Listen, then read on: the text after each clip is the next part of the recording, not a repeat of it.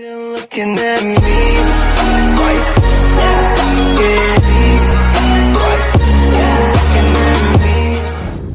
What is going on, Mighty Gang? It's the Multitasker, and welcome back again to another reaction. I've been better than yesterday, so at least it was a nice day off, just to have a clear sky. And well, of course, my legs are still trash, but it's taking time to get it all healed up. And yeah, I gotta do a lot of stretching and some power walking.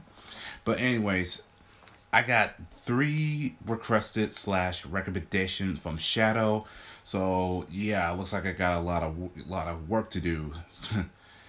Yeah, 3 things. So I am gonna start off with the first one, which is I'm gonna be reacting to the tragic life of River Phoenix, who happens to be the brother of Joaquin Phoenix. I've heard about what happened upon his death, but I never got too involved with this. So I believe this is a good chance for me to just see exactly what happened. And so, without further ado, I believe it's that time to react. He rose from the ashes of a troubled childhood, only to burn out before his time. Welcome to Watch Mojo, and today we're looking at the tragic life of River Phoenix. I welcome an end to this all, if that's what should be. I don't mind that. In fact, I would rather quit while I was ahead. Yeah, there's no need in overstaying your welcome. Born River Jude Bottom, River entered this world in a log cabin in Oregon. His hippie parents named him after an inspirational river in Hermann Hesse's philosophical novel Siddhartha. Jude came from the Beatles song. 4 siblings would follow, each with their own unique name: Rain, Joaquin, Liberty, and Summer. But by all accounts, their upbringing was extremely difficult. If I had a normal family and a good upbringing, then I would have been a well-adjusted person. Depends on what you call normal. Yeah, it does. When River was just 2 years old, his parents joined the Children of God. The Bottoms drifted into a religious cult called the Children of God, which blended traditional Christianity with the hippie lifestyle. The Children of God were a group of young nomads and hippies who refused to adhere to the capitalist system, calling those who did systemites. The adults didn't work and the children didn't attend school. This included River and his siblings. He told the Chicago Tribune, quote, "I would sing at jails with my sister and stand on street corners passing out literature containing uplifting messages. He would also play his guitar on the streets as a way to make small amounts of money. Every little bit helped." River began playing guitar on street corners and singing with his sister Rain. It's another word They for sang cult. to attract potential converts, and more importantly, to earn a living. In other words, River and his family were in a religious cult. Like a lot of cults at the time, they lived in communes and were adamant that the end was nigh. The cult gained notoriety for their highly controversial sexual practices, including allegations of child sexual abuse. The allegations including the cult's founder, David Brandt Berg, who was accused of abusing his own daughters and granddaughters. It was also well known for a practice called flirty fishing. Flirty fishing was when the female members of the group would go out into the public and persuade men to join the cult by offering their bodies. Berg's daughter later referred to it as, quote, religious prostitution, and it was this practice that persuaded River's parents to leave the cult. River didn't speak much about his time in the Children of God, although he once said that they were disgusting.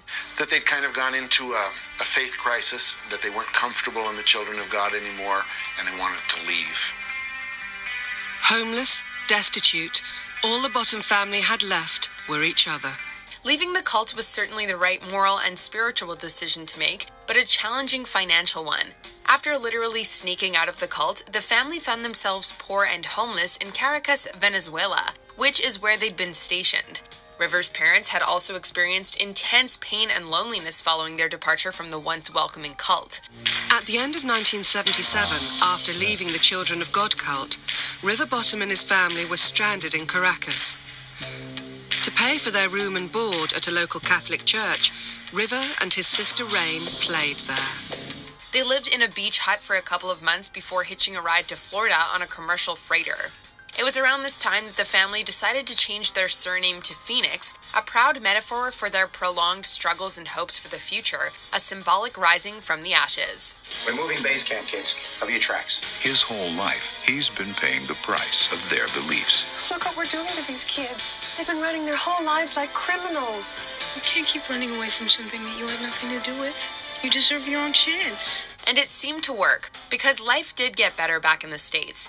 River remembers rich children giving them their old clothes, and he and his sister began winning local talent contests. We'd come out to Los Angeles to make it, and at the time I was 9 years old and my sister was 7, and we wanted to be recording artists, which was a bit far-fetched, I suppose. Word of their accomplishments eventually made the papers, and these papers made their way to Paramount Pictures in Hollywood. They contacted the Phoenix family and told them to drop by sometime. So Phoenix's parents threw them all in a station wagon and made their way out to Hollywood. Did you hear what I said? Right. Run back. Mr. Havelock, the sheriff. Indiana What are Jones you gonna and do? the Lost Crusade. Think of something. He played the young Indiana. Dig with your hands, not with your mouth. In Los Angeles, River's mother landed a job at NBC. Meanwhile, River and Joaquin began performing on the streets for spare change, where they caught the attention of acting agent Iris Burton.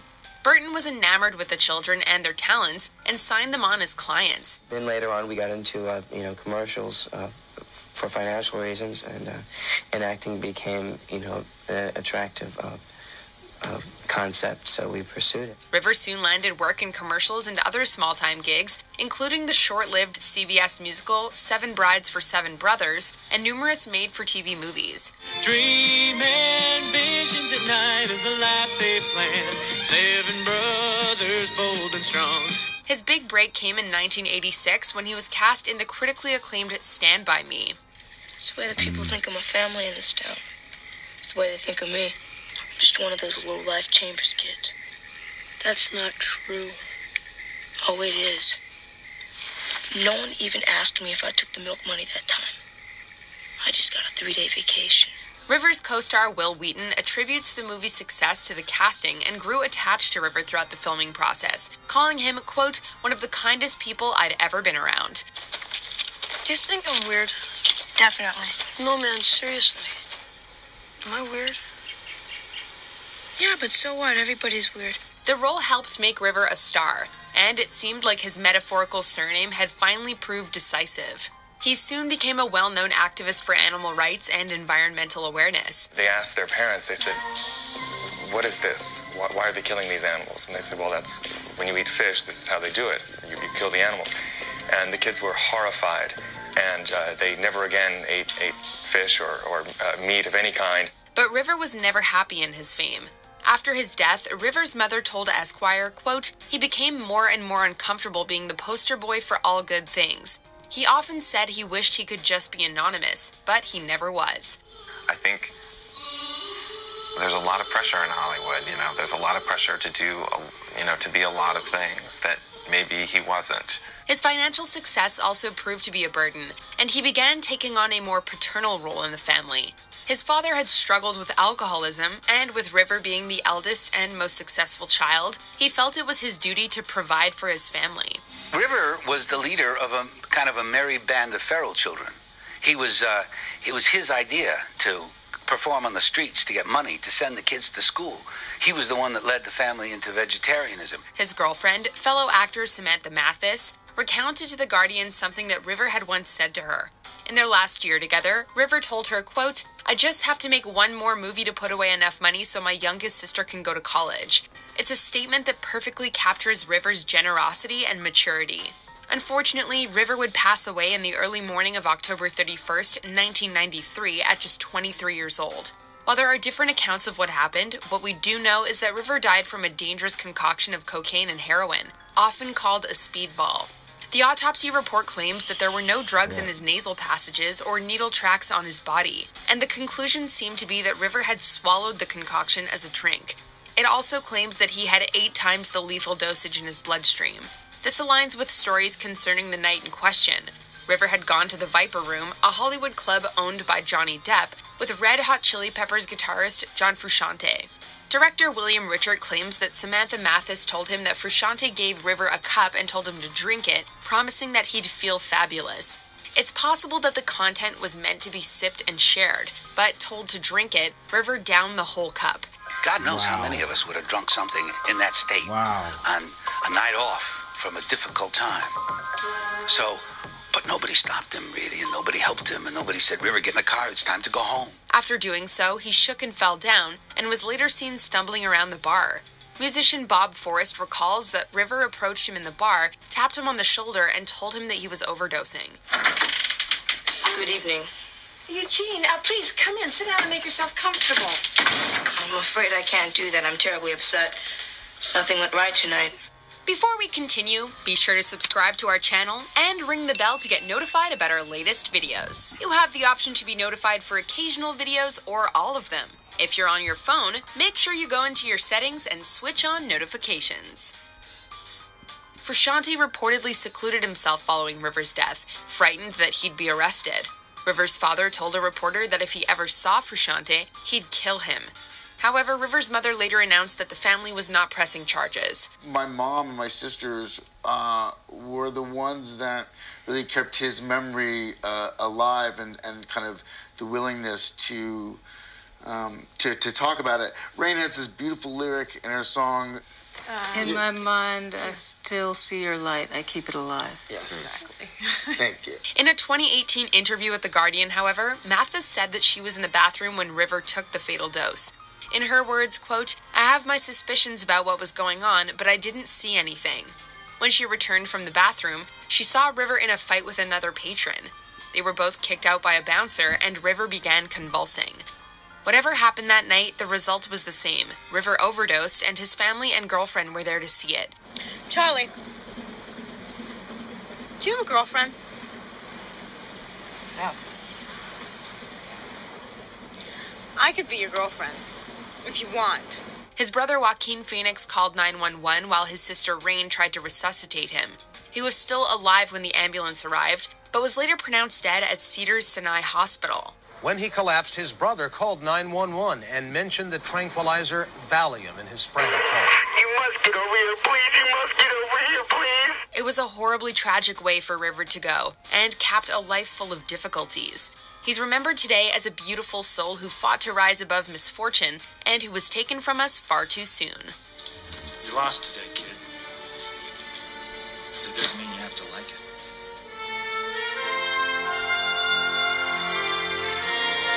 Do you agree with our picks? Check out this other recent clip from Watch Mojo, and be sure to subscribe and ring the bell to be notified about our latest videos.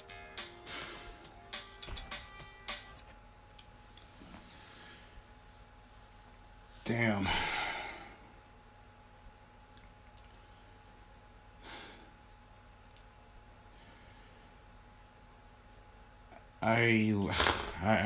I literally got no words to say about that. I mean, now it kind of makes a whole lot sense. I mean, from the religious cult, try to get out of it, try to survive in this world, struggling, make it into Hollywood and make it a few bucks and make it successful roles in movies. But when it comes to Hollywood, there's always going to be a bunch of bumpy roads, and I'm talking about drugs, alcohol, the works, and Jesus Christ.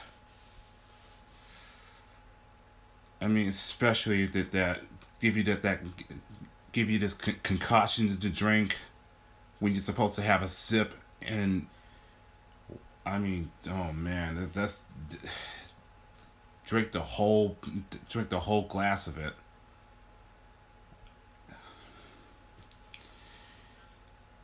Bottom line is that it's just too many good people die so soon, especially young people die too soon. And he definitely has he has such potential, doing what he can do, what he has to do survive through this hell just for his siblings. Not only I do feel bad for Joaquin that had to you know, I feel sorry for him that he has to deal with the loss, but that goes to his family as well.